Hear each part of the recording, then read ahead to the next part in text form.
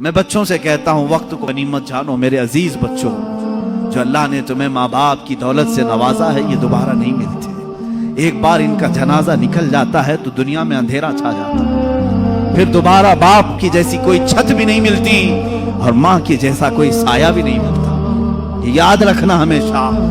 ایک نوجوان کو میں نے دیکھا تھا، وہ بڑا عیاش طبیعت کا تھا، ماں بیوہ ہے، بہت پہلے ہی شوہر کا انتقال ہو گیا تھا، بچہ صرف 4 سال کا تھا یا چھوٹا سا تھا۔ جب سے وہ گھروں کے کام کر کر کے اپنے بچے کو پالتی تھی، جوان ہوا تو اوباشوں کی صحبت میں لگ گیا، بدماشوں کی صحبت میں آ گیا۔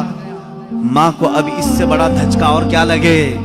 ایک دن آئی تھی میرے پاس روتے ہوئے، کہا غضب ہو گیا، زندگی نے پہلے ہی میرے سے شوہر کی جدائی، اور میں نے ایسے ایام کاٹے کہ لوگوں کے جھوٹے برتن دھوئے اس امید پر کہ ایک بیٹا ہے جوانی میں، یہ جب پہنچے گا تو میرے بڑھاپے کا سہارا ہوگا۔ لیکن مفتی صاحب ایسا ہو گیا کہ میرا بیٹا بدماشوں کی صحبت میں چلا گیا، اب میرا وہ آخری سہارا بھی ختم ہے، میں کس کے پاس جاؤں۔ وہ غم کے مارے اتنا روئی تھی، میں جب بھی آج یاد کرتا ہوں اس خاتون کو تو مجھے تنہائی میں رونا آتا ہے۔ میں جتنی کوشش ہو سکی، میں کوئی بہت بڑا مؤثر آدمی نہیں ہوں، ایک چھوٹا طالب علم، سوچا کہ اس نوجوان بچے کو بلاؤں، اس کے ساتھ میں نے تھوڑا وقت گزارا، اسے سمجھایا تیری ماں کی قدر و قیمت کیا ہے، وہ ایک بیوہ ہے، ایک بیوہ ہے، وہ 4 عورتوں کے ساتھ بیٹھنے میں شرم کرتی ہے، کیا تو اپنی ماں کے ساتھ وقت نہیں بتاتا؟ دنیا میں تیرے دوست ہوں گے، تجھے دوست چھوڑ کر کے جائیں تو تجھے کتنی تکلیف ہوتی ہے۔ تو سوچ اپنی ماں کو، اس کے تو کوئی دوست نہیں، اور اس کا بیٹا بھی اس کو رات اکیلا چھوڑ کر جاتا ہے۔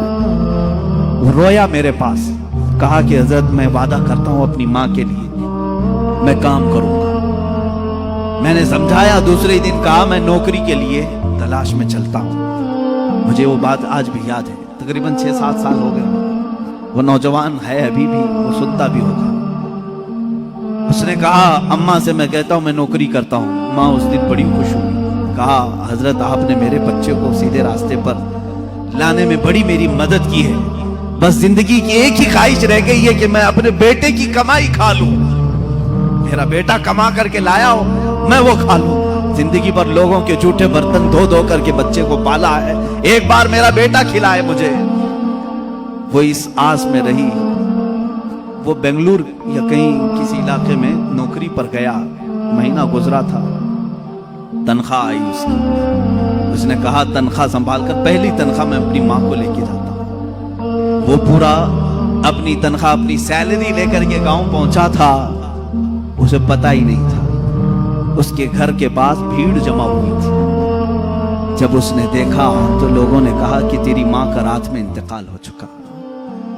اس نے وہ پیسوں کا لفافہ اپنی ماں کے قدموں میں رکھا، آج تک جب کبھی وہ ملتا ہے تو پھوٹ کر روتا ہے، کہتا ہے میری ماں اسی آس میں دنیا سے چلی گئی کہ بیٹے کی ایک کمائی کھا لوں، لیکن مجھ سے زیادہ بدنصیب کون ہے اس دنیا میں جو ماں کے کمائے ہوئے جھوٹے برتن کو دھوئے ہوئے کمائی تو کھا لیا، اپنے ہاتھوں کا ایک لقمہ میں اپنی بیوہ ماں کو کھلا نہیں سکا۔ اے نوجوانوں، کیا اسی کا نام زندگی ہے؟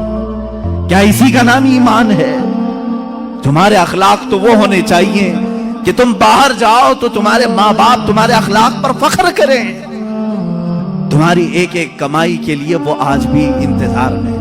ایک بات یاد رکھنا، ماں باپ لالچی نہیں ہیں تمہارے، لیکن صرف ان کی خواہش یہ ہوتی ہے کہ بیٹا اپنے پیروں پر کھڑا ہو جائے۔ جب مرغی اپنے چوزوں کو خود کھاتے ہوئے دیکھتی ہے تو خوش ہو جاتی ہے، پہلے چونچ سے دانے توڑ توڑ کے کھلاتی رہتی ہے، لیکن جب بچے کھانے کے لائق ہو جاتے ہیں تو خوش ہوتی ہے۔ کیا تمہارے ماں باپ کو اتنی بھی خوشی نہیں دینا چاہتے ہو؟ آج اتنا بھی انہیں سکون نہیں دینا چاہتے؟ جنہوں نے ماں باپ کے ساتھ بدتمیزیاں کی ہیں انہوں نے دنیا میں اپنی جہنم خریدی۔ اللہ کے نبی صلی اللہ تعالیٰ علیہ وسلم سے کسی نے پوچھا ماں باپ کیا ہیں؟ حضور نے فرمایا وہ تیری جنت بھی ہے تیری دوزخ بھی ہے، وہ تیری جنت بھی ہے تیری دوزخ بھی ہے۔ جس نے ماں باپ کے ساتھ برا سلوک کیا اس نے دنیا میں دوزخ خرید لی ہے۔ اللہ کے نبی صلی اللہ علیہ وسلم نے یہاں تک فرمایا میں تو چاہتا ہوں کہ جس گھر میں والدین کا نافرمان ہو اس کے گھر کو آگ لگا دوں، دنیا میں آگ لگا دوں۔